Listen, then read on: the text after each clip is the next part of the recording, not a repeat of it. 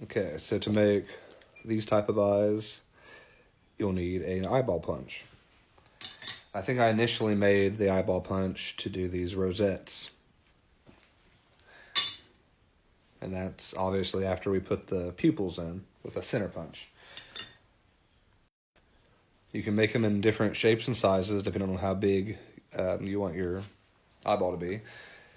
This one's a diamond shape, and I forget what projects I needed a diamond shape eyeball punch for. But now these are all from the Harbor Freight chisel set. Now I got it 5 years ago and it was like $9.99. Now they're like 16, 17 bucks for the set of chisels, and I've refaced almost all of them, you know, grinded them to do the job that I needed them to do. Now it's been about 4 years since I've made one, but I don't remember if I upset it first. I might have upset it in the vise first before I started tapering it out.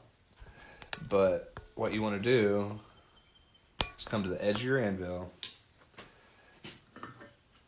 and you want to do glancing blows and turn it, you know, so I usually do, you know, blah, blah, flip it 90, do it all four like you're doing a square taper, but you're not, it's not going to be square because you're doing glancing blows. And what it's going to do is create a fish lip that normally you don't want, but you do in this case, because it's going to create a little crater in the middle that you can get a punch in, and it's going to have extra material like around here. So then you come in with a regular round punch,